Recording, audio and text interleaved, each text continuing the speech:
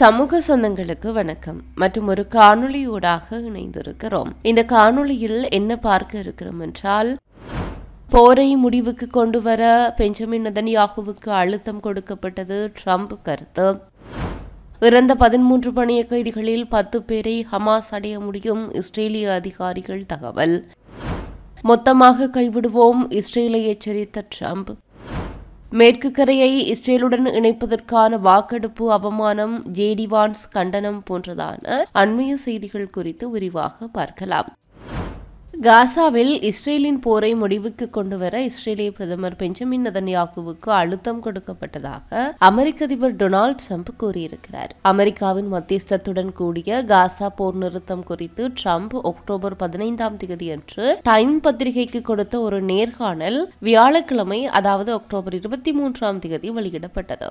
அந்த நேர்காணலில் காசா போரை நிறுத்துமாறு நெதன்யாகுவை எச்சரித்ததாக ட்ரம்ப் கூறியிருக்கிறார். அந்த பேட்டியில் அமெரிக்க அதிபர் இஸ்ரேலிய பிரதமர் பெஞ்சமின் நெதன்யாகு காசாவில் நடவடிக்கையை தொடர்வதை தடுத்தது தான் என்று கூறியிருக்கிறார். இந்த போர் பல வருடங்கள் நீடித்திருக்கலாம் என்பதால் நான் நெதன்யாகுவை நிறுத்தினேன். நான் நெதன்யாகுவிடம் சொன்னேன், பிபி, நீங்கள் முழு உலகத்தையும் எதிர்த்து போராட முடியாது. நீங்கள் தனித்தனியாக போராடலாம். ஆனால் இப்போது உலகம் உங்களுக்கு எதிராக இருக்கிறது. மேலும் உலகத்துடன் ஒப்பிடும்போது இஸ்ரேல் மிகச்சிறிய நாடு என்று தான் கூறியதாக ட்ரம்ப் தெரிவித்திருக்கிறார். கத்தாரில் ஹமாஸ் தூதுக்குழு மீது இஸ்ரேல் நடத்திய தாக்குதல் ஒரு மூலோபாய தவறு என்றும் டொனால்ட் ட்ரம்ப் அந்த நேர்காணலில் கூறியிருக்கிறார். இந்த சம்பவம் இஸ்ரேல் மீது விரோத போக்கை நிறுத்த சர்வதேச அழுத்தத்தை ஏற்படுத்துகிறது என்றும் ட்ரம்ப் கருத்து தெரிவித்திருக்கிறார். இந்த சம்பவம் உண்மையில் நம்மை அனைவரையும் ஒன்றிணைத்தது என்று நான் கத்தார் எமீரிடம் சொன்னேன். ஏனென்றால் அது மிகவும் ஆபத்தானது. அது அனைவரையும் தேவையான நடவடிக்கை எடுக்க கட்டாயப்படுத்தியது என்று ட்ரம்ப் கூறினார்.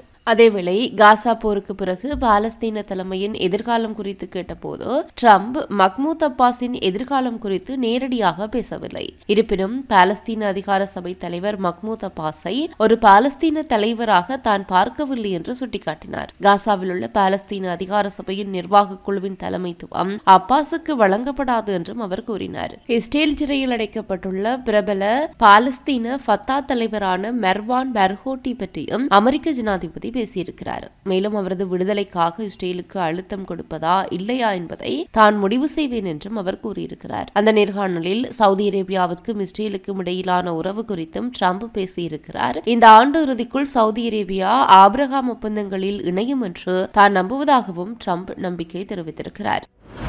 இதற்கிடையில் காசாவில் இன்னும் தடுத்து வைக்கப்பட்டுள்ள இறந்த 13 பணிய கைதிகளில் குறைந்தது 10 பேரின் உடல்களை ஹமாஸ் திருப்பித் தர முடியும் என்று இஸ்ரேலிய பாதுகாப்பு அதிகாரிகள் அமெரிக்க துணைத் தலைவர் ஜேடி வான்ஸிடம் கூறியதாக கூறப்படுகிறது. கான் பொது ஒளிபரப்பாளரின் கூற்றுப்படி பாதுகாப்பு அமைச்சர் இஸ்ரேல் ஹாட்ஸ், ஐடிஎஃப் தலைமை தளபதி லெப்டினன்ட் ஜெனரல் எல் ஜமீர் மற்றும் பிற ராணுவ அதிகாரிகள் இந்த சந்திப்பின் போது ஐடிஎஃப்பின் காசா பற்றிய உளவுத்துறை மதிப்பீட்டை வான்ஸிடம் முன்வைத்திருக்கிறார்கள். மேலும் சர்வதேச குழுக்கள் உடல்களை மீட்க காசாவிற்குள் நுழைவதற்கு முன்பே மீதமுள்ள 13 பணிய கைதிகளில் குறைந்தது 10 பேரையாவது ஹமாஸ் திருப்பி அனுப்ப முடியும் என்று சந்தேகத்திற்கு இடமின்றி தெரிவித்திருக்கிறார்கள். இந்த மாத தொடக்கத்தில் CNN மேற்கோள் காட்டிய இஸ்ரேலிய அதிகாரி ஒருவரின் கூற்றுப்படி 7 முதல் 9 உடல்கள் மீட்கப்படாமல் போகலாம் என்று தெரிவிக்கப்பட்டது. மற்றொருவர் அந்த எண்ணிக்கையை 10 முதல் 15 வரை இருக்கலாம் என்று கூறினார். போர் நிறுத்தத்திற்கு முன்பு ஹமாஸ் 28 இறந்த பிணை கைதிகளின் உடல்களை வைத்திருந்தது. அதன் பின்னர் அவர்களில் 15 பேரை திருப்பி அனுப்பியிருக்கிறது. மேலும் 20 உயிர் பிழைத்த கைதிகளையும் விடுவித்துள்ளமை குறிப்பிடத்தக்கது. மறுபுறம் ஆக்கிரமிக்கப்பட்ட மேற்கு கரையை இஸ்ரேல் சட்டபூர்வமாக இணைத்துக் கொண்டால் அமெரிக்காவின் மொத்த ஆதரவையும் இஸ்ரேல் இழக்கும் நிலை ஏற்படும் என்று அமெரிக்க ஜனாதிபதி டொனால்ட் ட்ரம்ப் எச்சரிக்கை விடுத்திருக்கிறார். இஸ்ரேலின் இந்த முடிவை ஏற்கனவே துணை ஜனாதிபதி ஜேடி வான்ஸ் மற்றும் வெளிவிவகார செயலாளர் மார்க்கோ ரூபியோ ஆகியோரும் எதிர்த்து இஸ்ரேலை எச்சரித்தனர். இஸ்ரேலின் இந்த நகர்வு ஒருபோதும் நிறைவேறப் போவதில்லை. அரபு நாடுகளுக்கு தாம் வாக்குறுதி அளித்திருப்பதாகவும் ட்ரம்ப் தெரிவித்திருந்தார்.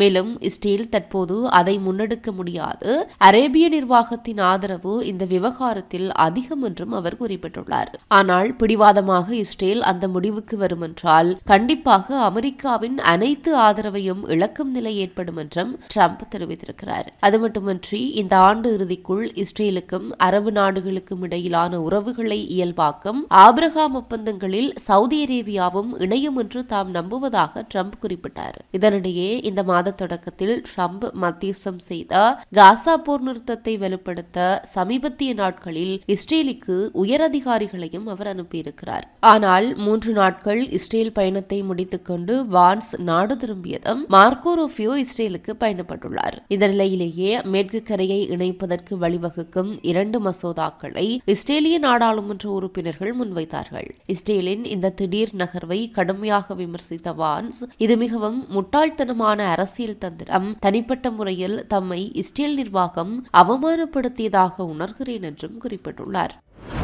இந்த நிலையில்தான் வியாழக்கிழமை அமெரிக்க துணைத் தலைவர் ஜேடி வான்ஸ் இஸ்ரேல் மேற்கு கரையை இணைக்கும் யோசனையை நிராகரித்திருக்கிறார். மேலும் இந்த விவகாரத்தில் நெசட் வாக்கெடுப்பு ஒரு முட்டாள்தனமான அரசியல் தந்திரம் என்று கூறியிருக்கிறார். வியாழக்கிழமை அமெரிக்க அதிபர் டொனால்ட் ட்ரம்ப் ஆக்கிரமிக்கப்பட்ட மேற்கு கரையை இஸ்ரேலுடன் இணைப்பதை எதிர்ப்பார் என்றும் அது நடக்காது என்றும் இஸ்ரேலிய சட்டமன்ற உறுப்பினர்கள் இந்த மசோதாவை பாராளுமன்றத்தில் முதன்முதலில் அங்கீகரிப்பது ஒரு முட்டாள்தனமான அரசியல் தந்திரம் என்றும் வான்ஸ் கூறினார். வாக்கெடுப்பு குறித்து செய்தியாளர்கள் கேட்டபோது வான்ஸ், இது ஒரு அரசியல் தந்திரமாக இருந்தால் அது மிகவும் முட்டாள்தனமாக இருக்கும். அது மட்டுமின்றி தனிப்பட்ட முறையில் நான் இதனால் அவமானப்பட்டதாக உணர்கிறேன் என்றும் தெரிவித்திருக்கிறார். வான்ஸுக்கு முன்னதாக அமெரிக்க வெளியுறவுத்துறை செயலாளர் மார்க்கோ ரூபியோ 1967 மத்திய கிழக்கு போரில் இஸ்ரேலால் கைப்பற்றப்பட்ட பிரதேசத்தை இணைப்பதற்கான நடவடிக்கை இதுவரை ஒரு நிலையற்ற போர் நிறுத்தத்தை உருவாக்கியுள்ள காசா போரை முடிவுக்கு கொண்டு வருவதற்கான ட்ரம்பின் திட்டத்தை பாதிக்கக்கூடும் என்று எச்சரித்தார். கூடுதலாக இஸ்ரேலுக்கு 2 நாள் விஜயம் செய்த பிறகு வான்ஸ் என்ன கூறியிருக்கிறார் என்றால், மேற்கு கரை இஸ்ரேலால் இணைக்கப்படாது, மேற்கு கரை இணைக்கப்படாது என்பது ஜனாதிபதி ட்ரம்பின் கொள்கை, அது எப்போதும் எங்கள் கொள்கையாக இருக்கும் என்றும் முன்னர் தெரிவித்திருந்தார். இஸ்ரேலின் பாராளுமன்றமான நெசட்டில் உள்ள 120 சட்டமன்ற உறுப்பினர்களில் 25க்கு 24 வாக்குகளால் இந்த வாக்கெடுப்பு நிறைவேற்றப்பட்டது. இந்த மசோதா சட்டமாக மாற 4 சுற்று வாக்கெடுப்பு தேவைப்படுகிறது. அதில் முதலாவது புதன்கிழமை நடைபெற்றது. இந்த மசோதாவுக்கு நெதன்யாகுவின் லிக்குவிட் கட்சி ஆதரவு இல்லை என்றாலும் கூட்டணி அரசாங்கத்தில் இருக்கும் இஸ்ரேலின் தேசிய பாதுகாப்பு அமைச்சர் இடாமர் பென்கிவர் மற்றும் நிதியமைச்சர் ஸ்பெசல் ஸ்மோட்ரிச் ஆகியோர் இதை ஆதரிக்கிறார்கள் என்பதும் குறிப்பிடத்தக்கது. இத்துடன் இந்த காணொளி நிறைவு பெறுகிறது. இந்த காணொளி பற்றி உங்களுடைய கருத்துக்களை கீழே இருக்கிற கமெண்ட்ஸ் பக்கத்தில் பதிவிட்டு செல்லுங்க. மற்றும் ஒரு காணொளி வாயிலாக சந்திக்கலாம். தொடர்ந்தும் சமூகத்தோடு இணைந்திருங்கள்.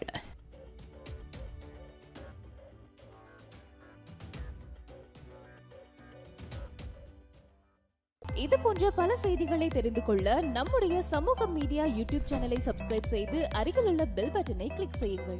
மேலும் செய்திகளை உடனுக்குடன் தெரிந்து கொள்ள samoogamedia.com என்ற இணையதளத்தின் வாயிலாக எங்களுடன் இணைந்திருங்கள்.